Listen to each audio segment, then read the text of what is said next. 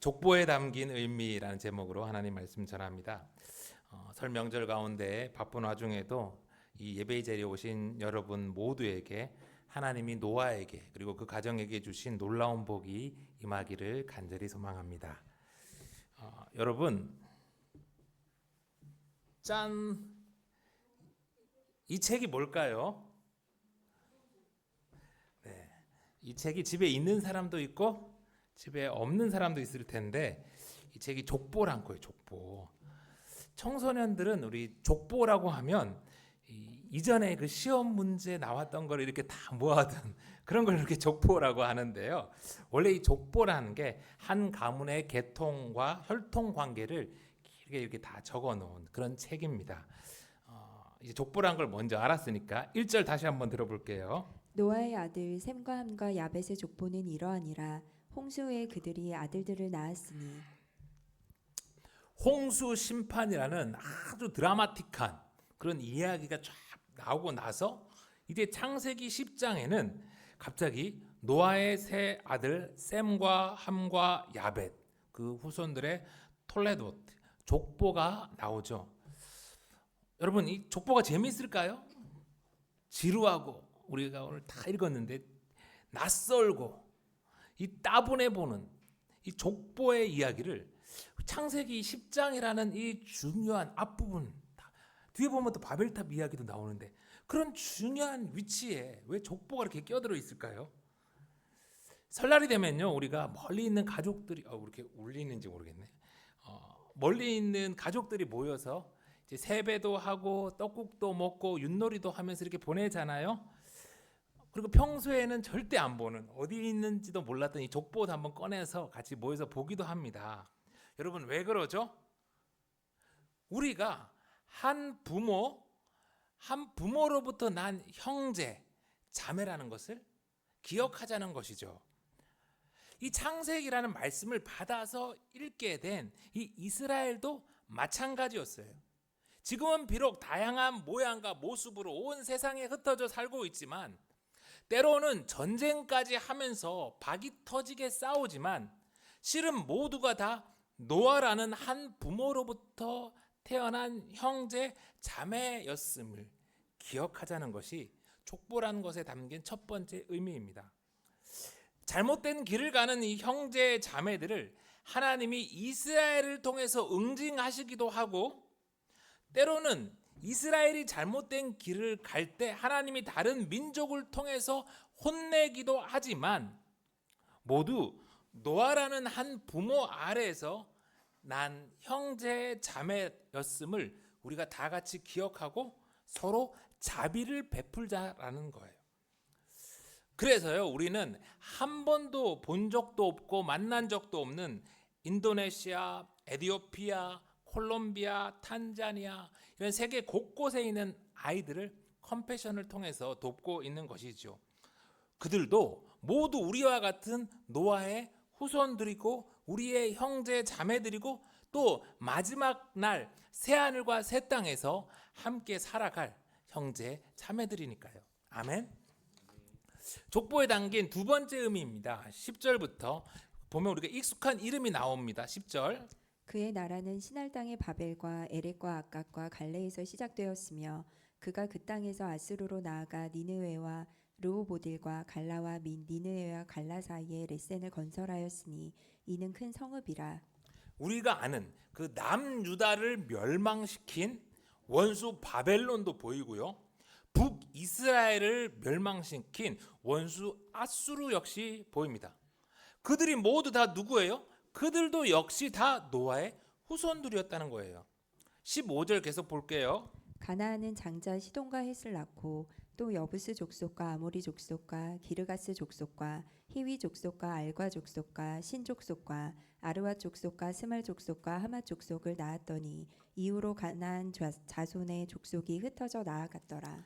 출애굽한 이스라엘 백성들이 이 약속의 땅에 들어갔을 때 그리고 들어간 이후에도 계속해서 대대로 쌓아온 이 가나안 족속들 역시 누구다? 다 노아의 후손들이었다. 여러분 이게 무슨 말입니까? 한 부모 노아에게서 난 자녀들 형제들 그리고 한 족보 안에 이름이 있어도 소용이 없다는 거예요. 중요한 것은 오늘 내가 누구를 형제로 자매로 여기며 살고 있는가예요. 우리 성도들 가운데에서는 그런 경우가 거의 없는 것 같아서 감사한데, 명절 때만, 또 명절이 지나고 나면 종종 막 뉴스에 터지죠. 이런저런 이유로 오랜만에 만난 형제 자매들이 무슨 돈 때문에, 뭐 부모님 모시는 뭐 무슨 문제 때문에 이런저런 이유로 박 터지게 싸우고, 때로는 칼부림까지 나고 얼굴 붉히는 일들이 얼마나 많이 나타나는지 모릅니다. 여러분, 우리가 예수 안 믿는 형제 자매들이랑 똑같이 설 명절에 만나서 싸우고 그렇게 행동하면 그 사람들이 예수 믿는 우리를 뭐라고 생각할까요? 우리를 통해서 전도가 될까요?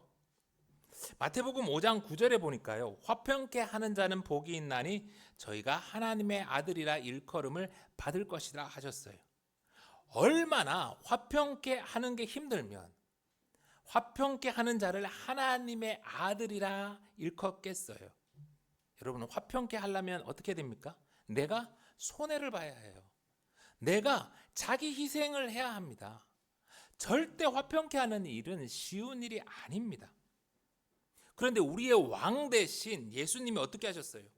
하나님과 죄인된 우리를 화평케 하기 위해서 하늘 보좌를 버리시고 이 땅에 연약한 인간으로 오셨잖아요.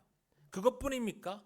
그 더러운 죄인된 인간들에게 모욕 당하시고 급기야 십자가에서 죽으셨잖아요. 그러니 여러분, 이번 설 명절만이라도 우리 형제 자매들을 화평케 하기 위하여 모든 손해와 수치를 감당하신 예수님을 본받아 그렇게 화평케 하는, 그래서 하나님의 아들, 하나님의 딸들이라 일컬음 받을 수 있는 우리 예수 생명의 모든 가족들이 다 되기를 소망해 봅니다. 세 번째, 족보에 담긴 의미입니다. 32절. 이들은 그 백성들의 족보에 따르면 노아 자손의 족속들이요 홍수 후에 이들에게서 그 땅의 백성들이 나뉘었더라. 창세기 10장 족보를요 다시 하나 이렇게 세어보면요, 야벳 후손이 14, 함 후손이 30, 그리고 셈 후손이 26, 모두의 합이 70으로 이렇게 나옵니다. 여러분, 70 뭔가 좀 익숙하지 않아요? 창세기 46장 26절 한번 볼게요.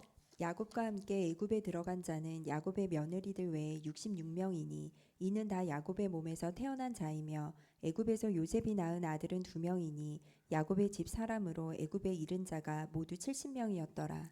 야곱의 온 가족이 극심한 가뭄을 피해서 애굽으로 들어가게 되었는데, 그때 애굽으로 들어간 그 숫자가 모두 얼마? 70이었다는 것이죠. 출애굽기 24장 1절 또 볼게요. 또 모세에게 이르시되 너는 아론과 나답과 아비후와 이스라엘 장로 70명과 함께 여호와께로 올라와 멀리서 경배하고.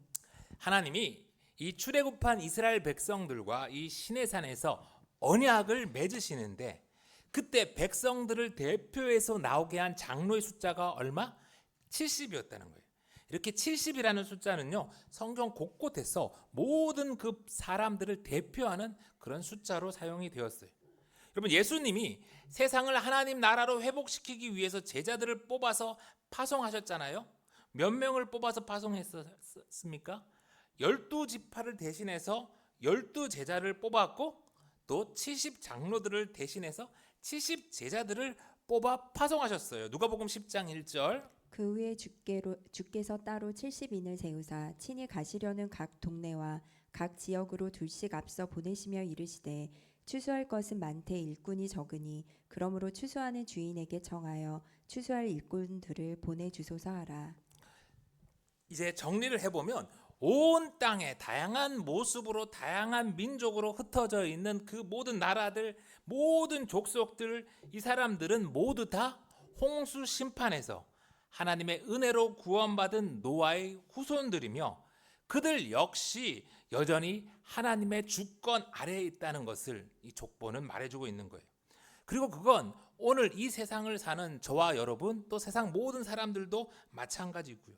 그런데 얼마나 많은 사람들이 오늘 족보에 나오는 이 바벨론처럼 아수르처럼 또 가나안처럼 세상을 심판한 하나님, 그리고 다시 이 세상을 심판할 하나님이 안 계신 것처럼, 하나님이 없는 것처럼 사는지 안타깝습니다.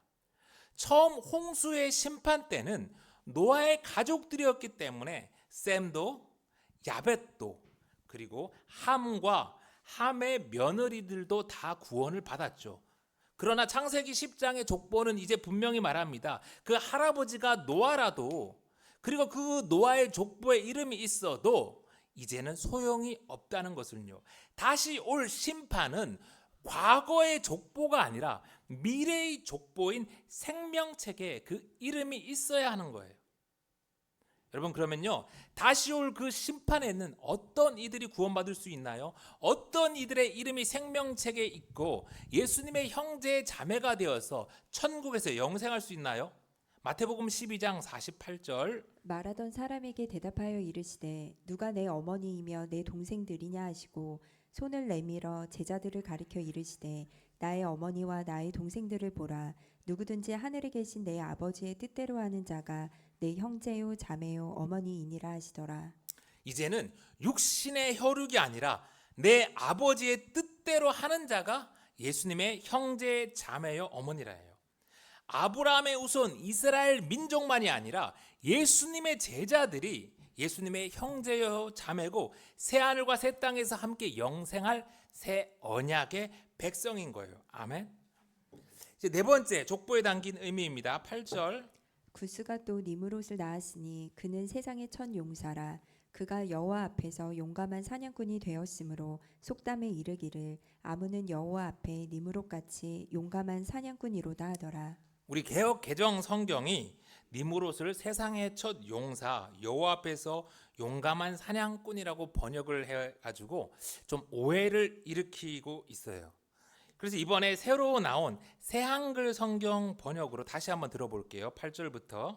에티오피아는 니므롯을 낳았다.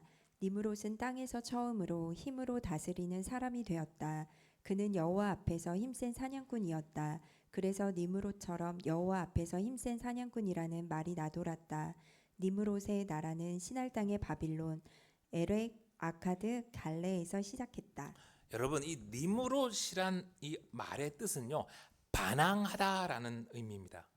니므롯은요, 좋은 의미로 여호와 앞에 용감한 사냥꾼 이게 아니라 여호와 하나님을 두려워하지 않는 반항하는 자로 홍수 이전에 있었던 그 라멕과 같이 힘으로 땅을 다스리고 심지어 사람을 죽였던 그런 존재였던 거예요.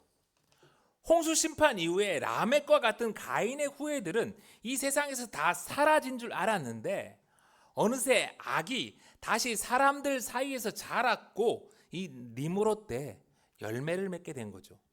이 강한 용사였던 니므롯은 신할 땅 바벨에서 자기 나라를 시작합니다. 다음 11장에 이어서 나오는 그 바벨탑이 바로 니므롯에 의해 세워지게 된 것이죠.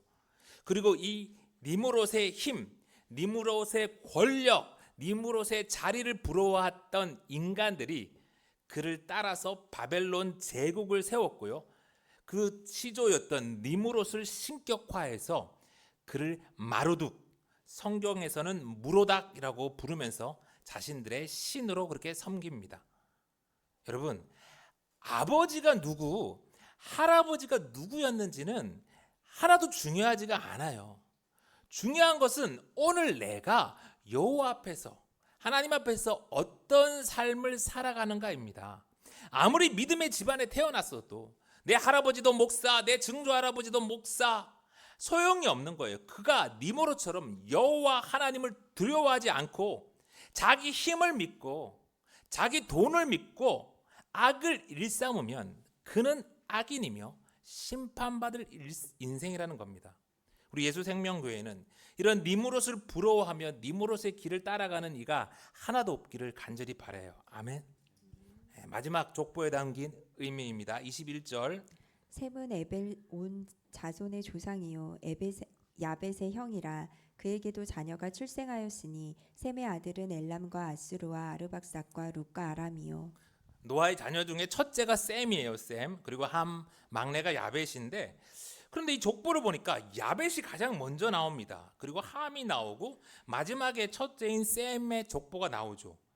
성경이 왜 첫째인 셈의 족보를 먼저 안 쓰고 막내인 야벳의 족보를 먼저 기록했을까요? 이 족보를 다시 보면요, 이 야벳의 족보 이야기는 한번 잠깐 나오고 끝이 납니다. 그런데 둘째 함과 셈의 족보는 그 이야기는 달라요.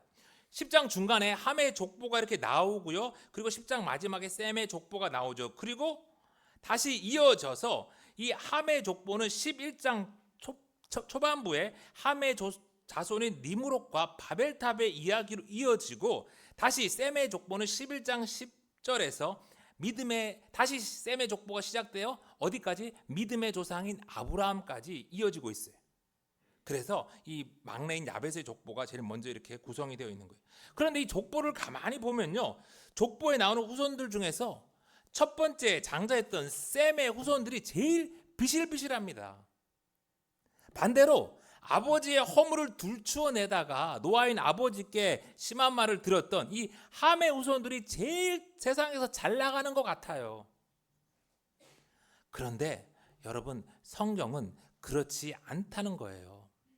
지금은 비록 셈의 후손들이 연약하고 힘없어 보이지만, 함의 후손들이 잘 나가는 것 같지만, 노아의 자녀들 중에서 이 셈의 후손들 중에서 누가 나왔어요? 믿음의 조상인 아브라함이 나왔고, 거기서 다시 야곱이 나왔고, 다시 이스라엘 민족으로 이어졌다는 거예요.